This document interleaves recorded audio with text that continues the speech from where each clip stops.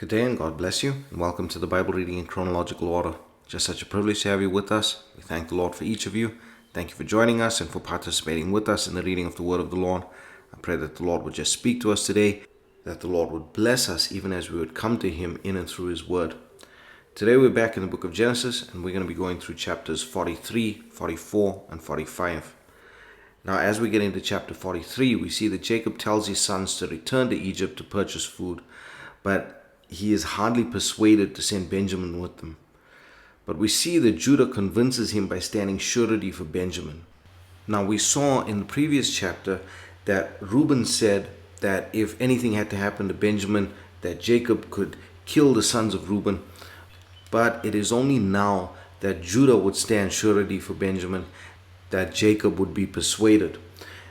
And this, now going back to the types, is so beautiful because the Messiah would come through the line of Judah, and the Messiah would stand surety, as it were, for all of his brothers. Messiah would give his life for the redemption, for the saving of not just his brethren, but also of the world. And there is something else so beautiful in this as well, when we look at Judah stating that if he doesn't bring his brother back to his father, then that blame will be on him forever. When we see that the kingdoms split at the time of Jeroboam and Rehoboam, we see that the tribe of Benjamin then becomes part of the kingdom of Judah. It doesn't belong to the kingdom of Israel. And that's so beautiful as well, that even in that, when he took on this burden and he said that the blame would be on him forever, well then, even when the kingdom split, Judah then takes charge of Benjamin, or he protects Benjamin, and so then Benjamin forms part of that southern kingdom. Just so amazing how the Lord works all of these things, how the Lord's word remains true in all instances. It is just so beautiful. And then we see that Joseph brings them into the house and entertains them, and his brothers express their fears to Joseph's steward, but they are comforted. And then Joseph makes them a feast, but gives them a clue that he knows them better than a stranger does. Now, please take note of the emotional turmoil that Joseph is going through in all of this. And also note and keep in mind that all of Joseph's brothers needed to be there. That is a very important thing. That no tribes were missing from the space. All of the tribes were there. All of his brothers were there at this time. And then we move on to chapter 44. And here we see that Joseph devises a plan to trap or to stay Benjamin. And he enacts his plan, and Benjamin is caught. And so then Judah pleads with Joseph and offers himself to bear the punishment for the sin of his brother. Again, just following through on the promise that he made to his father, that he would bring Benjamin back to his father. And so beautifully and so importantly reiterated in this chapter, that even though Joseph is the type of Christ, remember that the royal and messianic line would come through Judah, and he, the Messiah, would bear the punishment for his brethren. And so then we get to chapter 45, and this is one of the most beautiful passages of reconciliation, where we see how Joseph reveals himself to his brothers and then he comforts them. It is also so beautiful to see that when he reveals himself to his brothers, how they were just taken with fear. But here Joseph doesn't show any retribution or wanting of vengeance, but rather Joseph says, "For God did send me before you to preserve life." Joseph knew and could see the hand of the Lord in all of this. Not to say that he didn't have turmoil within himself, not to say that he wasn't hurt by what his brothers had done to him, not to say that he didn't have feelings of vengeance at some point when he saw his brothers again. But we can see here that through all of this, he could see the hand of the Lord. And in that, he brought preservation to his family and to his people. And he sends for his father, and Jacob's spirit is revived.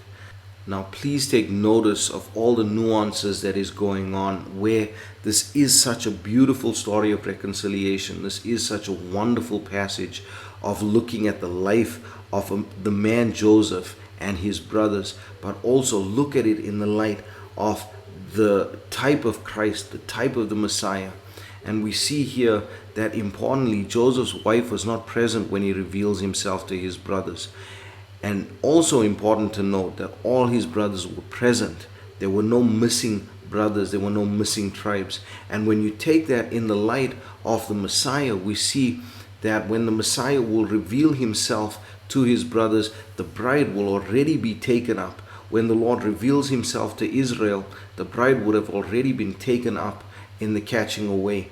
And the Lord will not come to Israel and merely to Judah and Benjamin, but all the tribes will be present. There will not be any lost tribes. And when we get into the splitting up of the kingdoms, we will see how that works, and we will see how the tribes were not all lost, but that some of the people from each of the tribes moved down to the southern kingdom in order to continue to worship the Lord in the right way. Well, this is where we're going to leave it for today. I pray that the Lord would bless you and keep you. The Lord make his face to shine upon you. The Lord lift up his countenance upon you.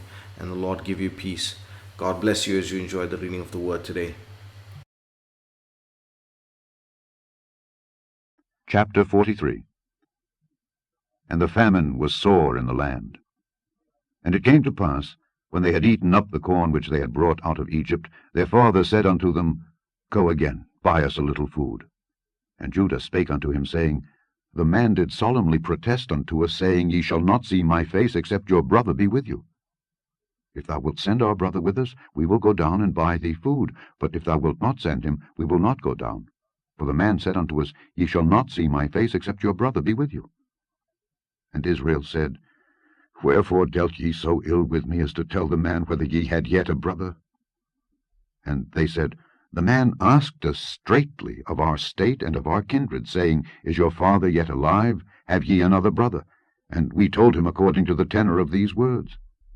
Could we certainly know that he would say, Bring your brother down? And Judah said unto Israel his father, Send the lad with me, and we will arise and go, that we may live and not die, both we and thou, and also our little ones. I will be surety for him. Of my hand shalt thou require him.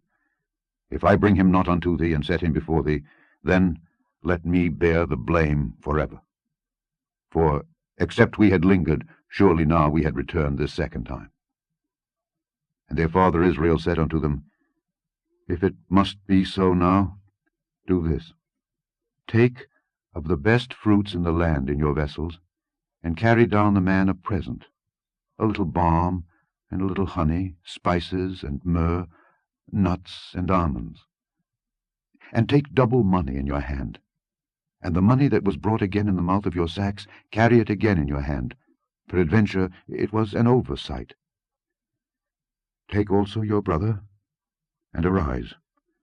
Go again unto the man. And God Almighty give you mercy before the man, that he may send away your other brother and Benjamin. If I be bereaved of my children, I am bereaved. And the men took that present, and they took double money in their hand, and Benjamin, and rose up and went down to Egypt, and stood before Joseph. And when Joseph saw Benjamin with them, he said to the ruler of his house, Bring these men home, and slay and make ready, for these men shall dine with me at noon. And the man did as Joseph bade, and the man brought the men into Joseph's house. And the men were afraid, because they were brought into Joseph's house, and they said, Because of the money that was returned in our sacks at the first time are we brought in, that he may seek occasion against us, and fall upon us, and take us for bondmen, and our asses. And they came near to the steward of Joseph's house, and they communed with him at the door of the house, and said, O sir, we came indeed down at the first time to buy food. And it came to pass, when we came to the inn, that we opened our sacks, and behold, every man's money was in the mouth of his sack, our money in full weight, and we have brought it again in our hand. And other money have we brought down in our hands to buy food. We cannot tell who put our money in our sacks. And he said, Peace be to you, fear not. Your God, and the God of your father, hath given you treasure in your sacks. I had your money. And he brought Simeon out unto them. And the man brought the men into Joseph's house, and gave them water, and they washed their feet, and he gave their asses provender. And they made ready the present against Joseph came at noon, for they heard that they should eat bread there. And when Joseph came home, they brought him the present which was in their hand into the house, and bowed themselves to him to the earth. And he asked them of their welfare, and said, Is your father well? The old man of whom ye spake, is he yet alive? And they answered, Thy servant our father is in good health, he is yet alive. And they bowed down their heads and made obeisance. And he lifted up his eyes and saw his brother Benjamin, his mother's son, and said, Is this your younger brother, of whom ye spake unto me? And he said, God be gracious unto thee, my son. And Joseph made haste, for his bowels did yearn upon his brother, and he sought where to weep. And he entered into his chamber, and wept there. And he washed his face, and went out, and refrained himself, and said, Set on bread. And they set on for him by himself, and for them by themselves, and for the Egyptians which did eat with him by themselves, because the Egyptians might not eat bread with the Hebrews, for that is an abomination unto the Egyptians. And they sat before him, the firstborn according to his birthright, and the youngest according to his youth. And the men marveled one at another. And he took and sent messes unto them from before him, but Benjamin's mess was 5 times so much as any of theirs. And they drank and were merry with him. Chapter 44. And he commanded the steward of his house, saying, Fill the men's sacks with food, as much as they can carry, and put every man's money in his sack's mouth. And put my cup, the silver cup, in the sack's mouth of the youngest, and his corn money. And he did according to the word that Joseph had spoken. As soon as the morning was light, the men were sent away, they and their asses. And when they were gone out of the city, and not yet far off, Joseph said unto his steward, Up, follow after the men. And when thou dost overtake them, say unto them, Wherefore have ye rewarded evil for good? Is not this it in which my Lord drinketh, and whereby indeed he divineth? Ye have done evil in so doing. And he overtook them, and he spake unto them these same words. And they said unto him, Wherefore saith my Lord these words? God forbid that thy servants should do according to this thing. Behold, the money which we found in our sacks' mouths we brought again unto thee out of the land of Canaan. How then should we steal out of thy Lord's house silver or gold? With whomsoever of thy servants it be found, both let him die, and we also will be my Lord's bondmen. And he said, Now also let it be according unto your words. He with whom it is found shall be my servant, and ye shall be blameless. Then they speedily took down every man his sack to the ground, and opened every man his sack. And he searched, and began at the eldest, and left at the youngest. And the cup was found in Benjamin's sack. Then they rent their clothes, and laded every man his ass, and returned to the city.